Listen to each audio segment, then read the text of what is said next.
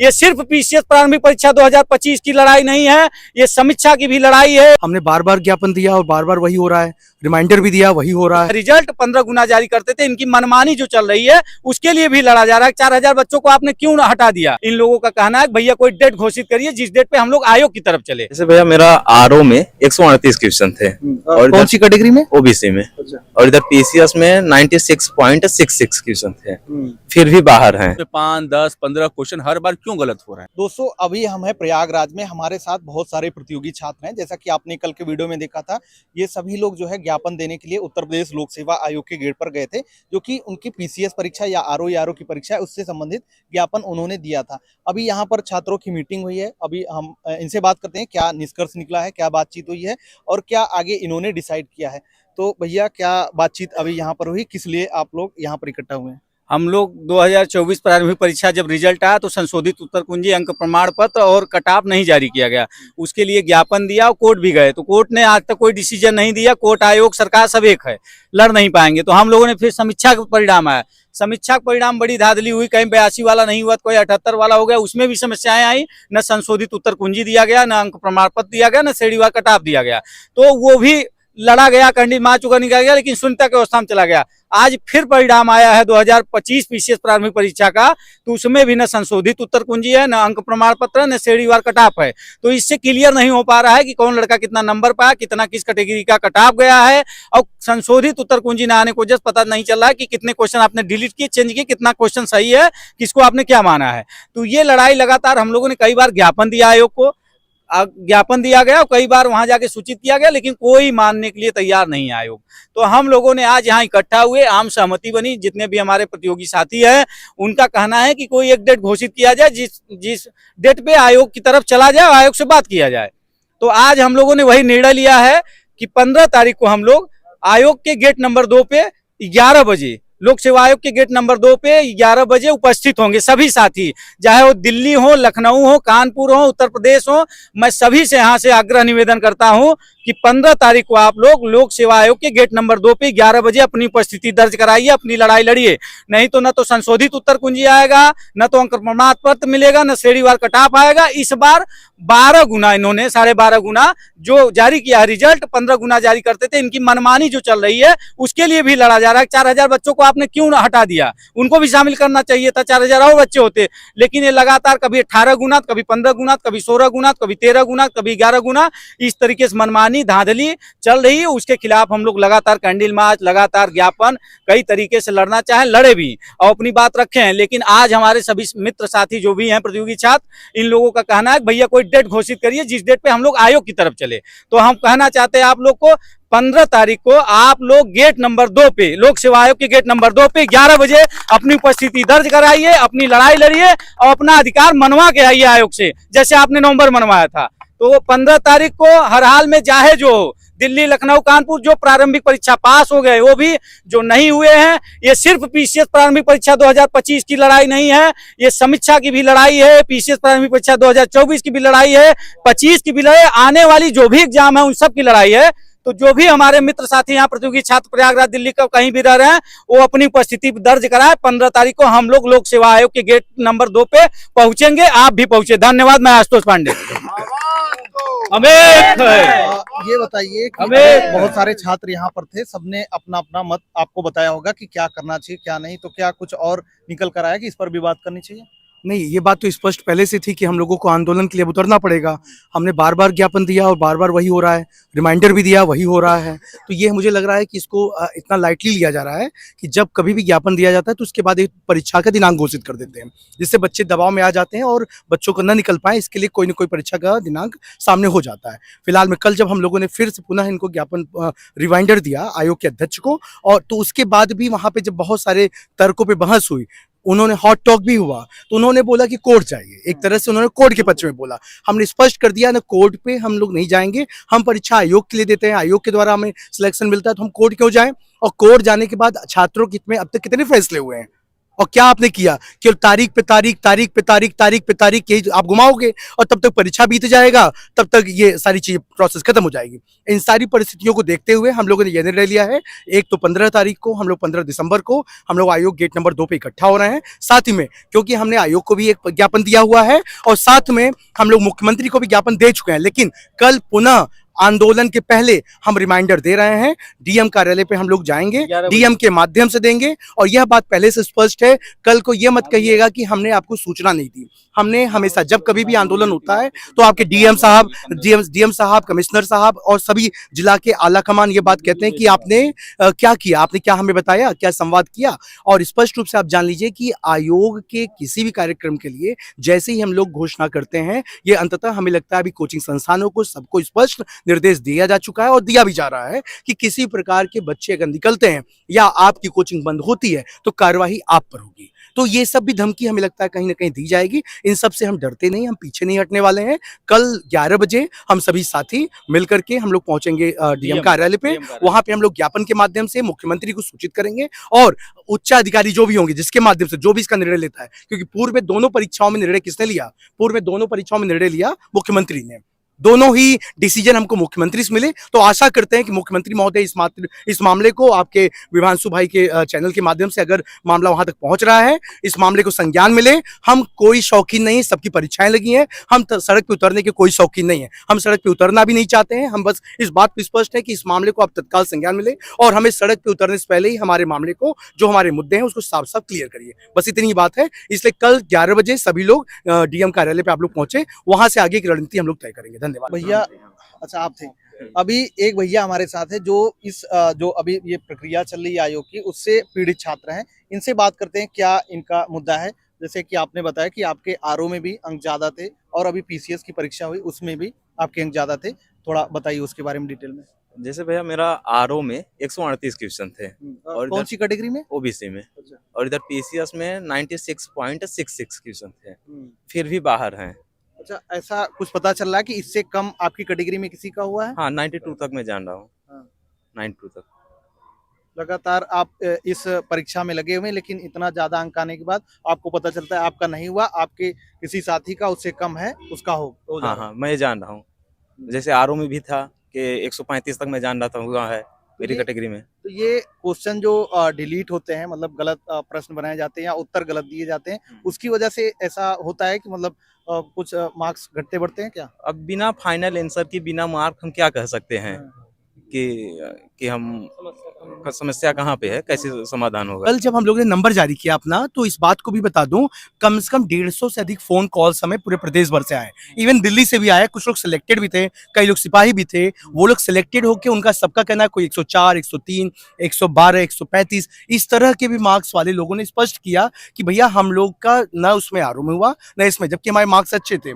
तो अब ये स्थितियां हैं कि जब तक ये स्पष्ट ना हो, और अच्छा ये लोग अपना ओएमआर शीट भी देने को तैयार हैं, कोई ऐसी बात छुपा कर रखने वाले लोग नहीं है। तो इस बात को भी आपको स्पष्ट कर दूं कि सारे बच्चे जब हम लोग इसको प्रक्रिया में आएंगे, जब हम आगे निकलेंगे, तो ये सारे लोग ओएमआर के साथ आने को तैयार है। मतलब कुछ तो ऐसी चीज है, चोर के दाढ़ी में तिनका होता है। आयोग ऐसी चीज क्यों छुपा रहा है, उसको देने में क्या तकलीफ हो रही है, तो इस बात को स्पष्ट नहीं करेंगे तो अंततः हमें लगेगा चोर कहीं ना कहीं आयोग के अध्यक्ष हैं, आयोग के कर्मचारी हैं। सबका विचार जो है वही हमारा भी विचार है। और हमारा एक और थोड़ा छोटा सा विचार है, खासकर दिल्ली वासियों के लिए, अपने प्रतियोगी छात्रों के लिए, क्योंकि यहाँ इलाहाबाद में जो है बच्चे आंदोलनरत हो चुके हैं अपने अधिकारों के लिए लड़ने के लिए। आपके भाई, बड़े भाई, छोटे भाई सब लग चुके हैं। जिस तरीके से पूर्वत आप लोगों ने दिल्ली में कैंपेनिंग की थी, हम लोग का मनोबल बढ़ाया था, हम लोग का सम्मान बढ़ाया था, और प्रतियोगियों के लिए लड़ने के लिए जो आपने एक बैक सपोर्ट दिया था वो फिर से शुरू करिए दिल्ली में, और हमारा कोऑर्डिनेशन करिए हम लोग का, ताकि हम लोग फिर से कैंपेनिंग अपने स्तर पे कर सकें और इस आयोग को फिर से एक बार धराशायी कर सकें। क्योंकि इसका ये मानना, इसको लग रहा है जैसे इसने पटना में कर दिया है बच्चों के साथ, जैसे बच्चों को लाठी चार्ज करके मारा है, पीटा है, इसको ये लग रहा है कि इलाहाबाद में भी ये काम कर लेगा। समस्या इसके साथ ये है, मतलब आतातायित स्थिति हो गई है। हमने क्या इनसे मांगा, पारदर्शिता की तो बात कर रहे हैं आपसे, कट ऑफ जारी कर दीजिए, हमारा आप आंसर रिवाइज की जारी कर दीजिए, फाइनल दे दीजिए, क्या है। और जो भी आप पेपर बना रहे हैं, सबसे बड़ी बात समस्या जानते हैं कहाँ फंस रही है?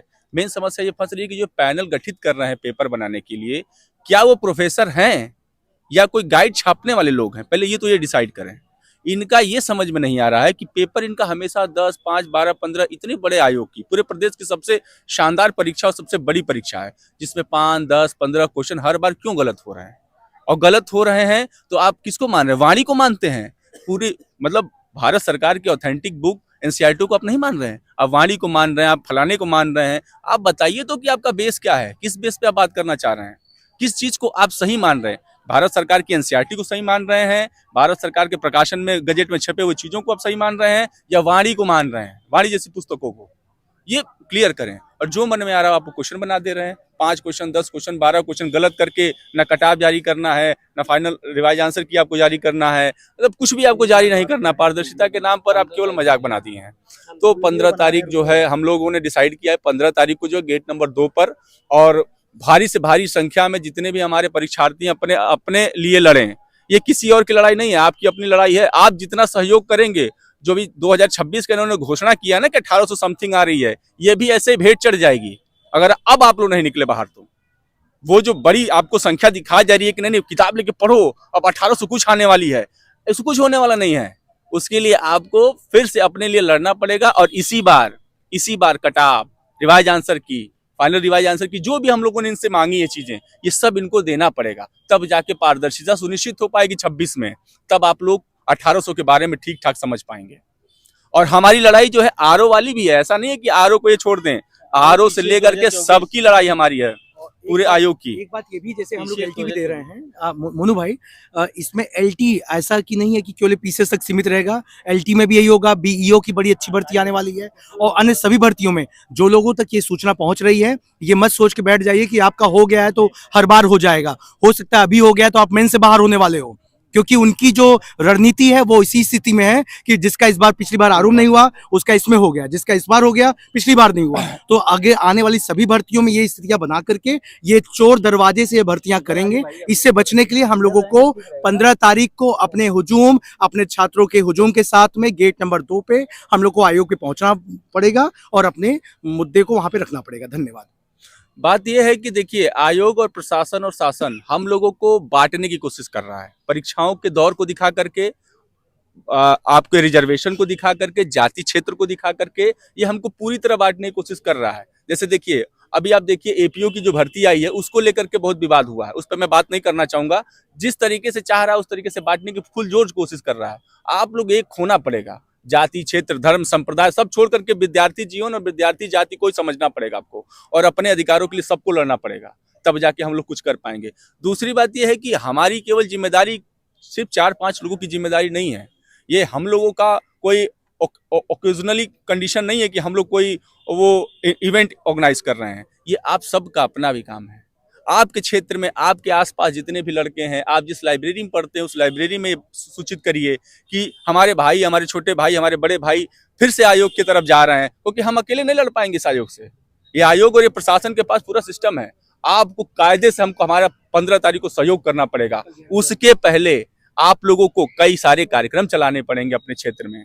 उसके लिए आप हमारे सारे जो भी कोऑर्डिनेटर हैं उनसे सहयोग करिए, मिलिए, बात करिए। हम लोग आपके साथ खड़े हो सकते हैं, क्योंकि हम भी परीक्षार्थी हैं, हम कोई नेता नहीं। हम लोग कोई नेता पृष्ठभूमि से बिलोंग नहीं करते हैं, सब पढ़ने वाले लड़के हैं। चाहे आशुतोष भैया हो, चाहे मैं हूँ, चाहे पंकज पांडे हो, सब पढ़ने वाले, एक छोटे बैकग्राउंड से रहने वाले लड़के हैं।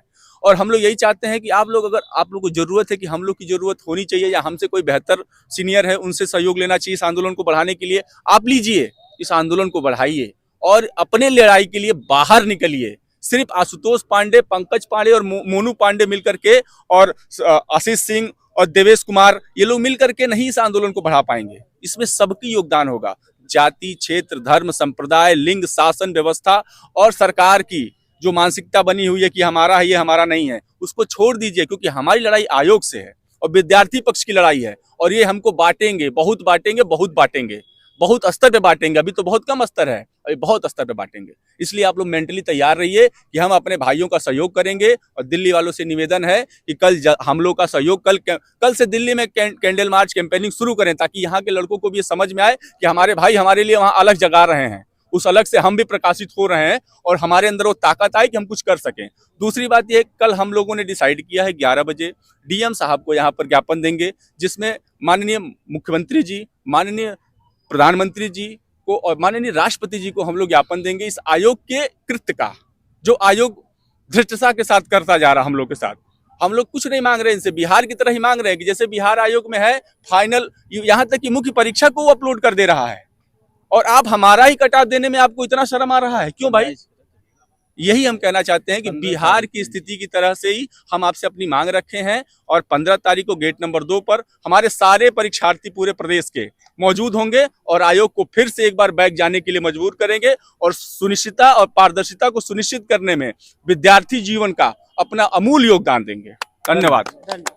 मैं यही कहना चाहता हूं कि हमारे प्रयागराज में जो भी लाइब्रेरी, कोचिंग संस्थान, जो भी यूट्यूबर साथी हैं, सभी से विनम्र निवेदन है कि जैसे पिछली बार आप लोगों ने सहयोग किया था यहाँ के प्रतियोगी छात्रों का, उसी तरह इस बार भी सहयोग करिए ताकि ये अपनी लड़ाई लड़ पाएं, क्योंकि हम लोगों की शुचिता पारदर्शिता के लिए लड़ाई लड़ी जा रही है। तो अगर शुचिता पारदर्शिता नहीं है तो अब एग्जाम देने का कोई मतलब नहीं है। जो हमारे अध्यक्ष जी आए हैं वो इसीलिए आए हैं कि कम से कम पेपर सही से कराया जाए, उसमें शुचिता पारदर्शिता हो, जिससे छात्रों का विश्वास हो आयोग पे। जो भी संस्थान अगर विश्वास खत्म हो जाएगा तो उस संस्थान का कोई मतलब नहीं रह जाता है। तो हम बार बार कहना चाह रहे हैं कि हम लोग कई बार प्रयास किए, 2024 प्रारंभिक परीक्षा के लिए लगातार ज्ञापन दिया गया, कोर्ट भी गया, कोई सफलता नहीं मिली। समीक्षा अधिकारी के लिए, समीक्षा अधिकारी में बहुत बड़ी धांधली हुई है, जो कि लड़ाई हम लोग लड़ रहे हैं और आगे भी लड़ेंगे। और 2025 पीसीएस प्रारंभिक परीक्षा, उसमें भी धांधली हुई बड़ी संख्या में। तो इसलिए हम लोग कहना चाह रहे हैं कि भाई जो भी यहाँ साथी रह रहे हैं, चाहे लखनऊ हो, कानपुर हो, इलाहाबाद हो, कहीं भी हो, दिल्ली हो, वो जो भी प्रतियोगी छात्र हैं, जो भी तैयारी कर रहे हैं किसी भी कंपटीशन का लोक सेवा आयोग से संबंधित, वो 15 दिसंबर को लोक सेवा आयोग के गेट नंबर 2 पे 11 बजे अपनी उपस्थिति दर्ज कराएं, अपनी लड़ाई लड़े, अपना अधिकार वहां से लेके जाएं। तब तक हम वहां बैठे रहेंगे जब तक हमारी अधिकार हमारी नहीं दे दी जाती, जब तक हमारी बात नहीं मान ली जाती है। क्योंकि ये कोई हम नया चीज नहीं मांग रहे। 2018 के पहले आपने यही संशोधित उत्तर कुंजी, अंक प्रमाण पत्र, स्कोर कार्ड सब जारी करते थे आप, शेड्यूल कट ऑफ, लेकिन आज आप अचानक बंद कर दिए। क्यों बंद कर दिए? क्योंकि आपको धांधली करना है, चोरी करना है। हमसे पिछड़ा राज्य कहा जाता है बिहार, वो तो सब कुछ जारी करे, मार्कशीट भी ऑनलाइन दिखा रहा है, लेकिन आप नहीं दिखा रहे हैं। ये हो रहा है उत्तर प्रदेश बहुत विकास कर लिया है, क्यों नहीं दिखा रहे हैं? क्योंकि आपकी धांधली करना है। तो हम ये चाहते हैं, किसी एक जात, एक विशेष वर्ग या किसी की लड़ाई नहीं है। यहाँ जो भी छात्र हैं वो किसी भी जात के हों, प्रतियोगी छात्रों की सिर्फ एक जाति है कि वो छात्र हैं, प्रतियोगी कौम है, तो उनकी लड़ाई सभी की लड़ाई है। क्योंकि अगर पारदर्शिता, शुचिता नहीं रहेगी तो कोई भी जाति वो नहीं चलेगा, उसमें सबके साथ अन्याय होगा। ओबीसी साथ अन्याय होगा, जनरल साथ होगा, चाहे ईडब्ल्यूएस हो, चाहे एसटी हो, चाहे ओबीसी, कोई भी हो, उसके साथ अन्याय हो रहा है। तो हम लोग न्याय की लड़ाई लड़ रहे हैं। जो भी हमारे साथी है, मैं बार बार कहना चाहता हूँ, 15 दिसंबर लोक सेवा आयोग के गेट नंबर 2 पे 11 बजे अपनी उपस्थिति दर्ज करें, अपनी लड़ाई लड़िए। धन्यवाद। मैं आशुतोष पांडे। तो दोस्तों, जैसा कि आप लोगों ने देखा, छात्रों की जो बातें रही हमने आपको दिखाई। बाकी आप लोग इस पर क्या विचार रखते हैं, आप लोग अपना विचार कमेंट बॉक्स में जरूर बताइएगा। तो चलिए फिर मिलते हैं नेक्स्ट वीडियो में। तब तक के लिए जय हिंद, वंदे मातरम।